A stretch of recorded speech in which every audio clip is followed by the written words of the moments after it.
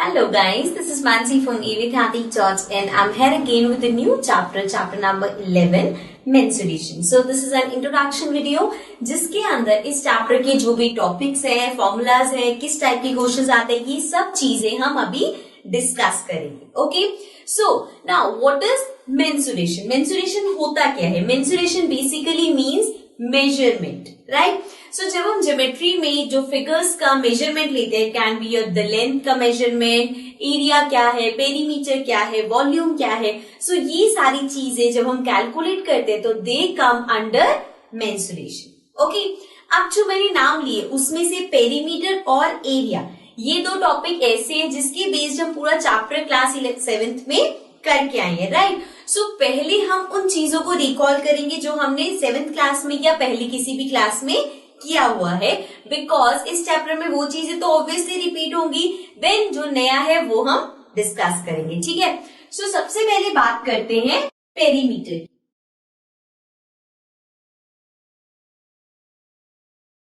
अब पेरीमीटर होता क्या है? पेरीमीटर मीन्स अगर आपको किसी भी चीज का पेरीमीटर निकालना है तो उसका मतलब है कि जो उसकी बाउंड्रीज है, आपको बेसिकली उसका डिस्टेंस या हम बोल सकते हैं उसकी लेंथ बतानी है. सो अगर मेरे पास ये फिगर है, let's suppose I have this rectangle. अब इस रेक्टेंगल का आपको पेरीमीटर निकालना है तो मतलब कि इसकी जो बाउंड्रीज है उसका आपको टोटल लेंथ फाइंड करना है, राइट? सो ये होता है पेरीमीटर.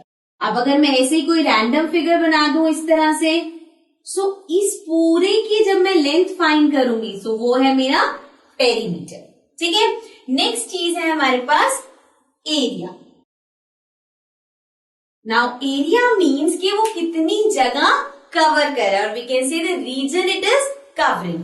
अब जैसे कि इसी रेक्टेंगल की बात करें तो ये कितनी जगह ऑक्यूपाई कर रहा है, सो वो हो गया इसका एरिया, राइट? अब इसके लिए हम एग्जांपल लेते हैं. Let's suppose I have this register, right?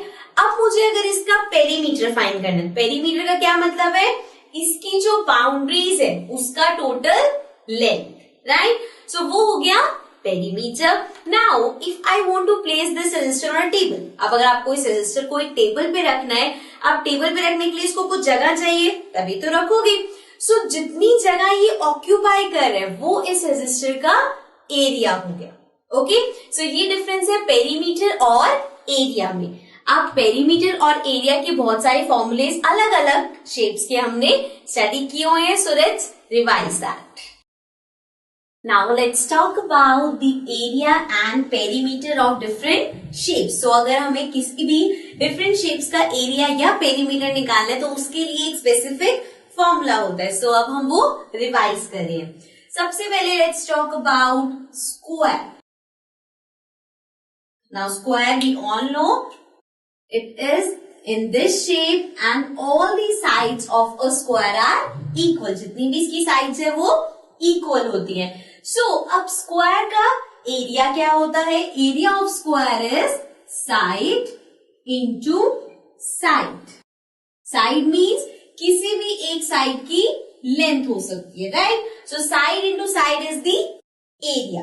Next thing, perimeter of square which is 4 into side. Side again किसी भी एक का लेंथ एंड उसको 4 से मल्टीप्लाई कर दो तो आ जाएगा पेरीमीटर स्क्वायर का. नेक्स्ट फिगर हम लेते हैं रेक्टेंगल.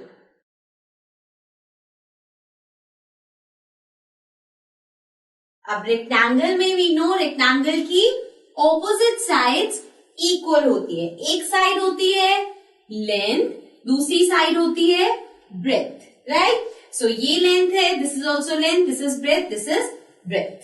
सो दो ब्रेथ है, दो लेंथ है, ऑपोजिट साइड्स इक्वल है.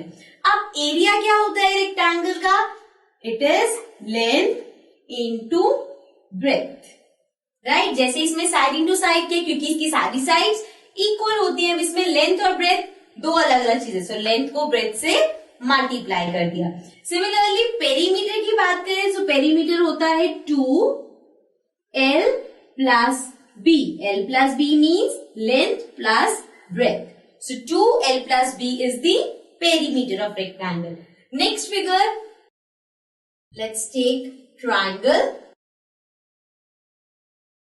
नाउ ट्राइंगल का एरिया और उसका पेरीमीटर क्या होता है? Area of triangle is half b into H. अब बी और एच क्या है? B is base. बेस आप अगर इसको ले रहे हो तो ये बेस हो जाएगा, आप मतलब तीनों में से किसी को भी बेस ले सकते हो।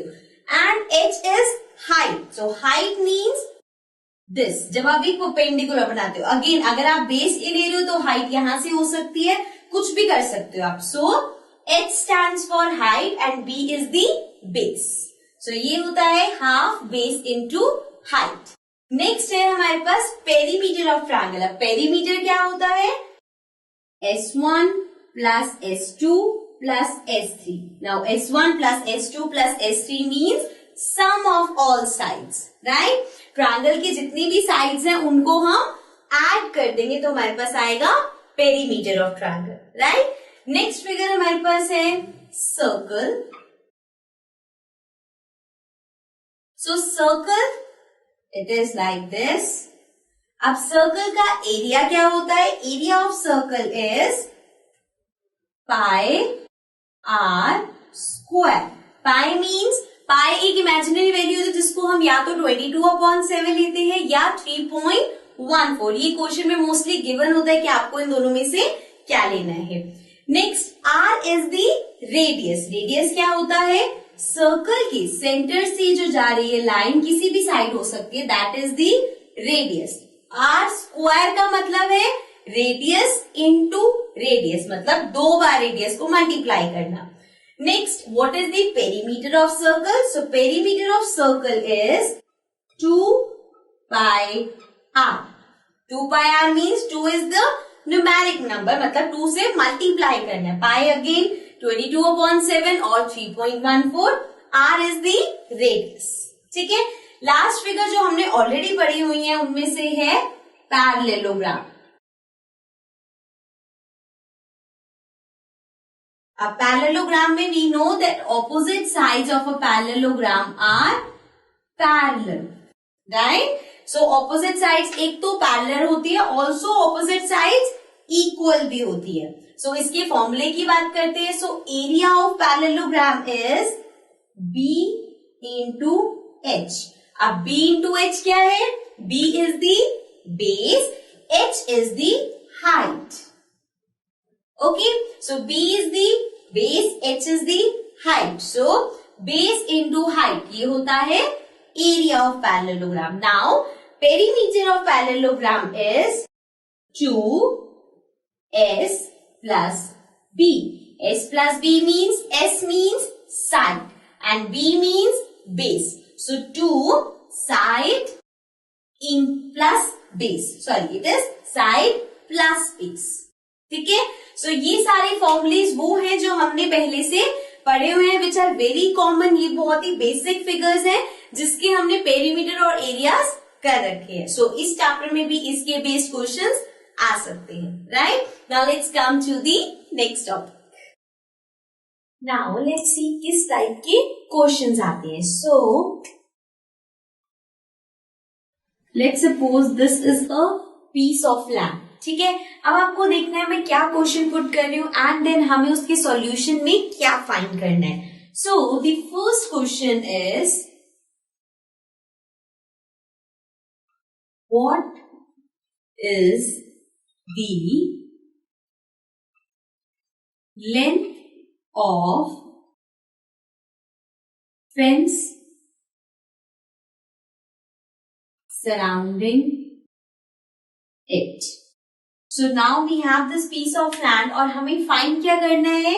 What is the length of the fence surrounding it? इसके जो surrounding fence है उसकी length आपको calculate करनी है, which means this thing. सो अगर आपको ये चीज कैलकुलेट करनी है तो आप क्या फाइंड करोगे?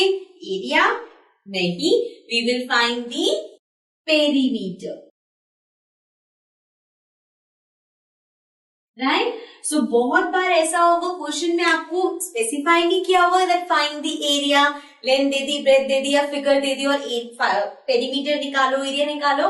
हो सकता है ऐसे ना गिवन हो, इस तरह से गिवन हो कि आपको ये पीस ऑफ लैंड दे दी, फिगर दे दी, and then they are asking what is the length of the fence. अब यहाँ पे कहीं मेंशन नहीं है कि पेरीमीटर निकालना है या एरिया, बट सिंस ये फेंस की बात कर रहे हैं विच इज सराउंडिंग इट, तो अगर आपको इसकी सराउंडिंग फाइंड करनी है length, so that we find by finding the area. So that we find by finding the perimeter. Okay. Now next thing, same ये चीज लेते हैं, same यही फिगर है, and now we have to calculate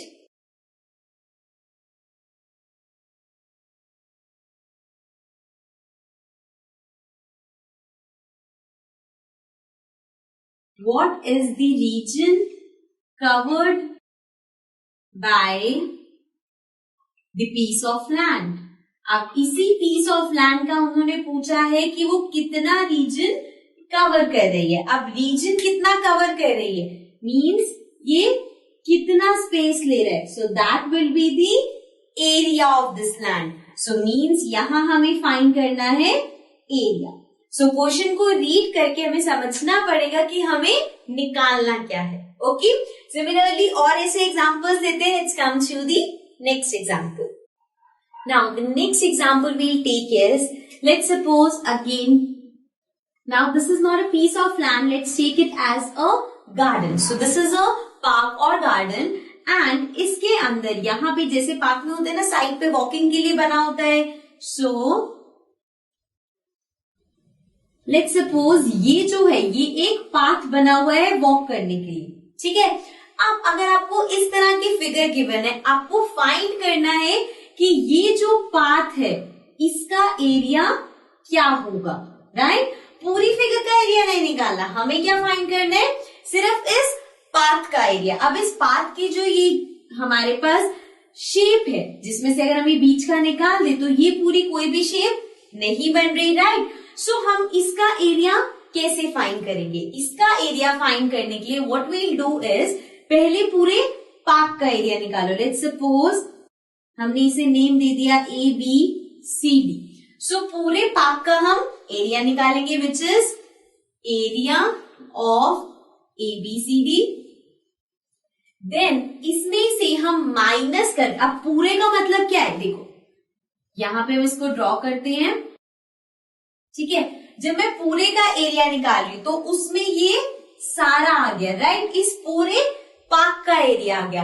अब इस पूरे पार्क में हमें ये जो पार्ट है ये नहीं चाहिए, मींस इसके जो अंदर का पार्ट है इसको अगर मैं माइनस कर दूं तो मेरे पास जो एरिया बचेगा वो सिर्फ इतने पार्ट का बचेगा। सो हम क्या करेंगे, पूरे का एरिया निकाल के एरिया ऑफ, इसको भी नेम दे देते हैं EFGH। So area of ABCD minus area of EFGH, मतलब कि पूरे में से इतने पार्ट का एरिया सबट्रैक्ट कर देंगे, राइट। सो हमें जो एरिया मिलेगा that will be the area of this path, right. अब इसी में ये क्वेश्चन आ सकता है कि ये जो पार्क का ये जो पाथ है, इस पाथ को हमें सीमेंट करना है, राइट।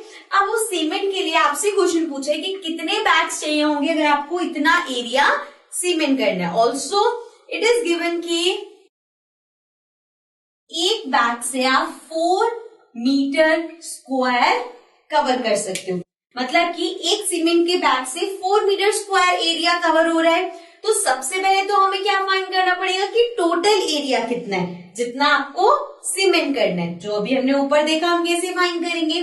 सो इस एरिया को फाइंड करने के बाद अब जब आपको फाइंड करना है नंबर ऑफ बैग्स, तो वो कैसे फाइंड करते हैं, number of bags will be equal to area of path. Area of path means ये जो हमने इस पाथ का एरिया निकाला है जिसपे सीमेंट करना है, सो उसका area upon area covered by 1 cement bag. उसको किससे डिवाइड करेंगे, एक बैग से कितना एरिया कवर हो रहा है उससे। लेट्स सपोज अगर पार्क का एरिया 24 मीटर स्क्वायर था, ठीक है, अभी हमने रैंडमली ले रहे हैं, अगर 24 मीटर स्क्वायर इस पार्क का एरिया है, सो इसके अपॉन कर देंगे 4 इज एक बैग से कितना सीमेंट हो रहा है, एंड देन इसको डिवाइड करके जो आएगा that will be the number of bags required, right. So इस टाइप के क्वेश्चंस भी आपके पास बहुत आएंगे। अब आपको समझ आ गया उनको हमें कैसे सॉल्व करना है। अब जैसे यहाँ पे सीमेंट बैग थे, कुछ भी हो सकता है कि हमें इतना एरिया पेंट करना है, तो बताओ पेंट के कितने बॉक्सेस है, उसमें भी आपको गिवन होगा कि एक बॉक्स से कितना एरिया पेंट हो रहा है, राइट। सो इस तरह से रिलेट करते हुए और भी क्वेश्चंस आ सकते हैं। Now let's come to the next example. Now the next example is, so now I have drawn this circle and let's suppose this is a circular park. So आपको एक park given है which is in a shape of a circle. Now इस park के अंदर ये जो मैं बना रही हूँ these are the flower beds. Flower bed क्या होते हैं? पार्क में आपने देखा होगा जगह जगह पे flowers grow करते हैं, so that is a flower bed. So इस circular park में यहाँ दो जगह पे ये flower beds हैं. So now if they want you to find the area of the remaining park, अब अगर आपको बाकी के पार्क का एरिया निकालना है, सो वो कैसे फाइंड करोगे? बाकी मतलब ये जो फ्लावर बेड है उस जगह को छोड़ के बाकी पूरे का एरिया, लेट्स सपोज बाकी सब में ग्रास लगानी है, तो वो कैसे फाइंड करोगे? नाउ सी, सबसे पहले तो ये सर्कल की शेप में है, सो एरिया ऑफ सर्कल। अब एरिया ऑफ सर्कल में ये पूरा सर्कल आएगा जिसमें ये फ्लावर बेड का एरिया भी इंक्लूडेड होगा। सो इसमें से एक एक करके हम इन दोनों फ्लावर बेड को माइनस कर देंगे। So area of circle minus area of first flower bed, then minus area of second flower bed, right. So इस तरह से आप कोई भी शेप दे रखे हो, जो भी रीजन शेडेड है उसका एरिया फाइंड कर सकते हो। Okay, so these were some examples जिसके बेस्ड क्वेश्चंस आपके पास आते हैं। Now let's come to the next topic. Now next we'll discuss about some quadrilaterals और उनके एरिया क्या होते हैं, जो कि आपके पास इस चैप्टर में है। So the first figure in this is a trapezium. अब ट्रेपीजियम किस तरह से होता है? It is in this shape. अब ट्रेपीजियम की क्वालिटी होती है विच इज कि इसमें एटलीस्ट एक पेयर ऑफ ऑपोजिट साइड्स होगा जो पैरेलल होगा। जैसे कि अगर हम इस फिगर की बात करें, अगर मैं इस लाइन को एक्सटेंड करूं इस तरह से एंड लाइक दिस, तो यू कैन सी ये एक पॉइंट पे मीट करे, मतलब ये जो पेयर ऑफ ऑपोजिट साइड्स है ये तो पैरेलल नहीं है। बट अगर मैं इसको यहाँ पे ये वाली लाइन को एक्सटेंड करूं तो ये दोनों पैरेलल है। सो मतलब कि ट्रेपीजियम में आपके पास एक ऑपोजिट साइड होनी चाहिए जो कि पैरेलल हो, right. Now what is the area of trapezium? अब अगर हम एरिया की बात करें, so area of trapezium equals to half A plus B into H. अब ये ए बी और एच क्या है, लेट्स सी। हाफ, ठीक है, 1/2 कर दिया। A means side. So here A का मतलब है side. So let's suppose अगर हम इसकी बात करें, so this side is A. Okay. Then B stands for base. Base मतलब जैसे अगर इस ट्रेपीजियम में अगर हम ये ले रहे हैं, so ये हो गया हमारा base, right? So A plus B into H. H is the height. So अगर मैं यहां से इसको नीचे लेके जाऊं, so this will become the height, right. So area of trapezium is half A plus B into H. Okay, so this was about trapezium. Now let's come to the next quadrilateral. Now the next quadrilateral we have is a rhombus. So rhombus is a quadrilateral we all know, and if I draw this rhombus, अब rhombus के बारे में हमें पता है all the sides of a rhombus are equal. इन सब की इसकी जो sides है सारी sides की length same होती है. Also जो इसके diagonals होते हैं, these are the diagonals, right? अब इन diagonals की ये होते हैं परपेंडिकुलर बाइसेक्टर, मतलब सब सेम एंगल फॉर्म करते हैं, राइट। सो अब इसका एरिया कैसे निकालते हैं? अगर आपके पास एरिया ऑफ रोम्बस फाइंड करने को है, सो area of rhombus is half d1 into d2. What is d1 and d2? d1, d2 stands for the diagonal, means diagonal 1. If this is the diagonal 1, then this will be the diagonal 2. So half into diagonal 1 into diagonal 2 is the area of rhombus. Okay. So now let's come to the next one. Now the next topic we have is general quadrilateral. अब general quadrilateral क्या होता है? Quadrilateral हम सबको पता है, any shape that has 4 sides is a quadrilateral. It can be a square, a rectangle, a rhombus, trapezium और any figure. अब हमें देखना है, अगर आपके पास 4 साइडेड शेप दे रखी है and it is given it is a quadrilateral, वो सिर्फ क्वाड्रिलेटरल बोल रहे हैं, वो पैरेललोग्राम है, ट्रेपीजियम है, रोम्बस है, कुछ नहीं गिवन। सो अगर सिर्फ क्वाड्रिलेटरल गिवन है, देन आपको एरिया निकालना है तो कौन सा फॉर्मूला लगाओगे? क्योंकि ये तो गिवन नहीं है कि वो कौन सी शेप है। सो उसके लिए हमारे पास एक जनरल क्वाड्रिलेटरल का फॉर्मूला होता है। Let's see. So if I draw this figure, अब यहाँ पे ये नहीं गिवन कि ये पैरेललोग्राम है या ट्रेपीजियम है या कोई भी शेप है, ये नहीं गिवन। जब तक आपको गिवन ना हो कि कौन सी शेप है, आप उसका फॉर्मूला नहीं लगा सकते। अब यहाँ पे अगर ये नहीं given trapezium, so just because it looks like a trapezium, तो हम इसको ट्रेपीजियम का फॉर्मूला नहीं लगा सकते। We will take it as a quadrilateral. अब इसका फॉर्मूला जनरेट करते हैं कैसे? देखो, इसको नेम दे देते हैं A B C D। So we have a quadrilateral ABCD। अब अगर मैं AC को ज्वाइन करूं या DB को ज्वाइन करूं, सो this is the diagonal of quadrilateral. अब इस डायगोनल की हेल्प से ये क्वाड्रिलेटरल 2 पार्ट्स में डिवाइडेड हो गया, ABC which is a triangle, ABC again it is a triangle। सो मतलब इस डायगोनल की हेल्प से ये क्वाड्रिलेटरल 2 ट्रायंगल्स में डिवाइड हो गया। अब अगर मैं इन दोनों ट्रायंगल्स का एरिया निकाल के ऐड कर दूं तो क्या वो क्वाड्रिलेटरल का एरिया आ जाएगा, राइट। सो एक एक करके देखते हैं। पहले ADC देखते हैं। सो अगर ट्रायंगल ADC की बात करें, so half base into height, यही होता है ट्रायंगल का फॉर्मूला। So here base means AC, base is AC, height क्या है? अगर मैं यहां से लाइन डाल दूं तो this will become the height किसकी? ट्रायंगल ACD की, राइट। सो अब एक ADC का पता चल गया। सिमिलरली हमारे पास है ABC। So half base into height. Again अब ABC में बेस क्या है? अगेन AC बेस हो सकता है। So this is AC। अब इसमें हाइट क्या होगी? सो अगर मैं यहां से एक लाइन लेके जाती हूँ, सो ये बन जाएगी height, right. So this means ACD की हाइट ये है, ABC की हाइट ये है।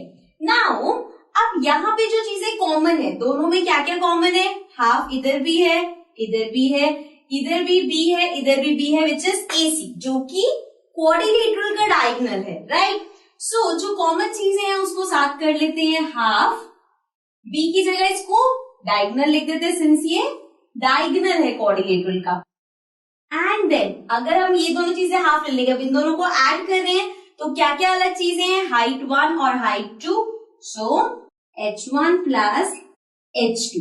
So this is the formula for any general quadrilateral, which means half into diagonal, मतलब क्वाड्रिलेटरल का diagonal, then H1 plus H2। दोनों साइड से आप हाइट ड्रॉ करोगे, so that will become H1 H2।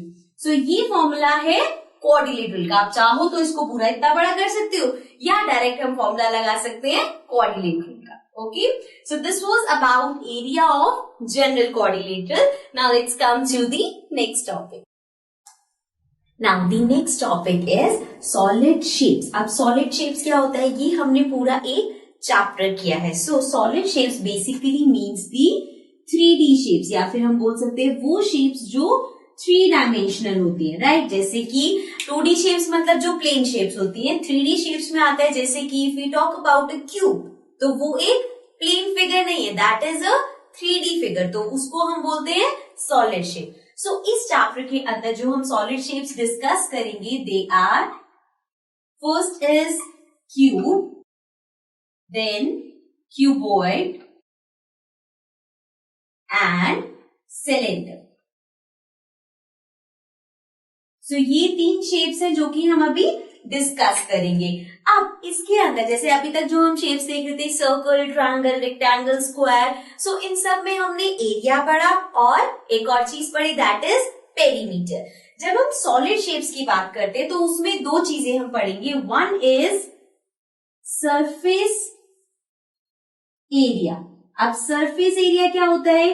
जब हम किसी फ्लैट चीज की बात करते हैं, जैसे कि स्क्वायर है, तो हम उसका एरिया निकालते हैं। लेकिन अब क्यूब है, ये फ्लैट सरफेस तो नहीं है।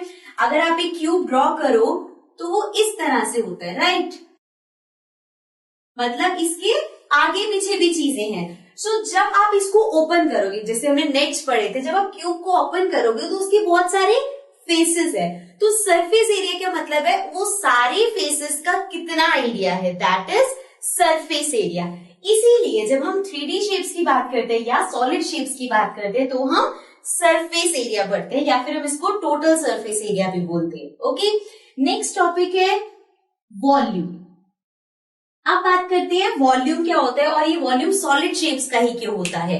अगर मेरे पास एक बॉक्स है क्यूब की तरह और मुझे उस पर वाटर फिल करना है, तो वो कितना वाटर कंटेन कर सकता है, वो होता है उसका वॉल्यूम।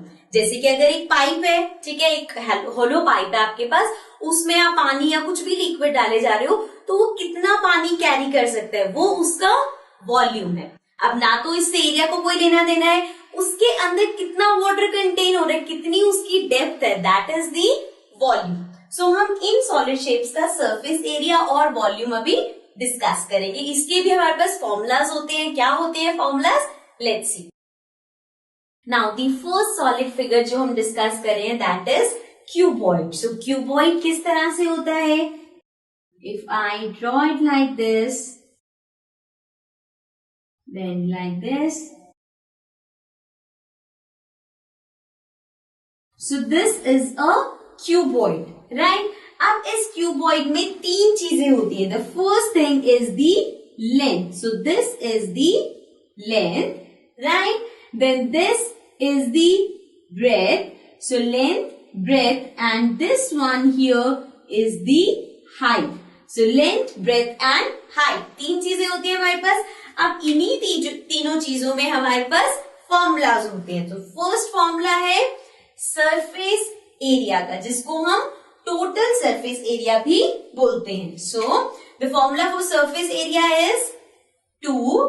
अब देखो, लेंथ ब्रेथ से भी मल्टीप्लाई होगा, हाइट से भी, ब्रेथ भी लेंथ से भी मल्टीप्लाई होगी, हाइट से भी, सिमिलरली हाइट भी दोनों से मल्टीप्लाई होगी। सो एल डी, लेंथ और ब्रेथ मल्टीप्लाई हो गए, प्लस एल एच, लेंथ और हाइट मल्टीप्लाई हो गए।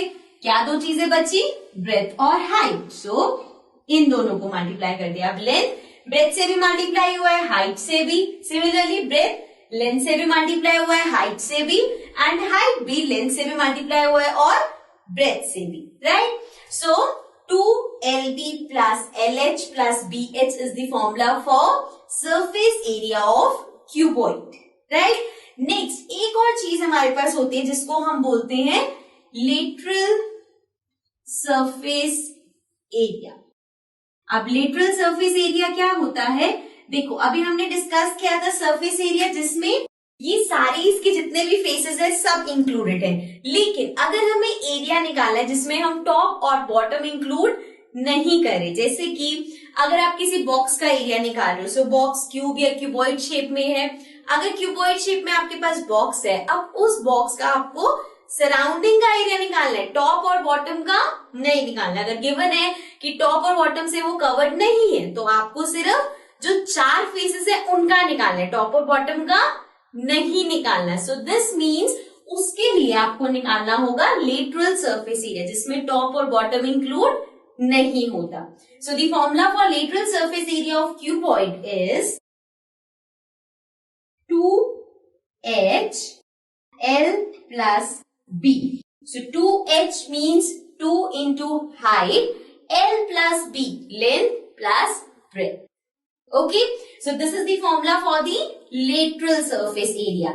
Now last thing is volume. So what is the volume of cuboid? So volume of cuboid का फॉर्मूला क्या होता है? सबसे पहले वॉल्यूम ऑफ क्यूबॉइड मीन्स अगर ये बॉक्स है, कंटेनर है, इसमें आपको वाटर फिल करना है, तो कितना वो ऑक्यूपाई कर पाएगा, कितनी उसकी कैपेसिटी है, दैट इज दी वॉल्यूम. और उसका फॉर्मूला है L into B into H. So length into breadth into height is the formula for volume. एक और चीज यहाँ पे हम देखेंगे, जब हम एरिया लिखते हैं, चलो तीनों चीजों की बात करते हैं. अगर आपके पास प्लेन शेप है या 3D शेप है और आप किसी भी उसका पेरीमीटर फाइंड कर रहे हो, जैसे मीटर्स में है तो हम पेरीमीटर लिखते हैं मीटर में, राइट. जब हम एरिया फाइंड करते हैं तो अगर मीटर में है तो हम एरिया कैसे रिप्रेजेंट करते हैं? Metre square, right. सिमिलरली अगर आप वॉल्यूम निकालते हो तो हम उसको रिप्रेजेंट करते हैं मीटर क्यूब. ठीक है, वो चाहे मिलीलीटर हो, लीटर हो, जो भी है, सो वो क्यूब लगता है. मेन डिफरेंस ये है, पेरीमीटर में पावर 1, स्क्वायर में पावर 2 एंड वॉल्यूम में पावर 3. सॉरी, स्क्वायर नहीं, एरिया में पावर 2, वॉल्यूम में पावर 3. ठीक है, so this was about cuboid. अब आते हैं नेक्स्ट शेप पे. Now the next shape we have is a cube. अब क्यूब क्या होता है? जैसे क्यूबॉइड फॉर्म होता है वैसे ही क्यूब बनता है, बट क्यूब हमारा बनता है स्क्वायर से. और इसमें क्या डिफरेंस है कि इसकी सारी साइड्स या एजेस कह लो, ये इक्वल होती हैं. सो अगर जैसे हमने क्यूबॉइड में देखा, लेंथ होता है, ब्रेथ होता है, हाइट होता है, इसमें लेंथ, ब्रेथ, हाइट तीनों सेम होती है. मतलब अगर 5 है तो इस क्यूब की सारी एजेस 5 ही होंगी, राइट. सो लेट्स सपोज इसको हमने एस ले लिया, ठीक है, साइड को, या इसे एज बोल सकते हो, उसको आपने एस ले लिया. तो अब स्टडी करते हैं इसके formulas. Now the first formula is surface area. अब क्यूब का सरफेस एरिया का फॉर्मूला क्या होता है? Surface area of cube is 6s square. 6s square का मतलब क्या है? 6 नंबर है, 6 मल्टीप्लाइड बाय s, मतलब अगर जैसे आपको गिवन है ये क्यूब 7 सेंटीमीटर का है, सो अगर इसकी साइड 7 सेंटीमीटर है, सो दिस मीन्स 7 का square. 7 square means 7 into 7. Okay, so 6s square is the surface area of cube. Next, let's talk about the lateral surface area.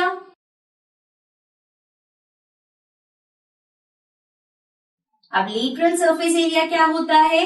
Again same meaning.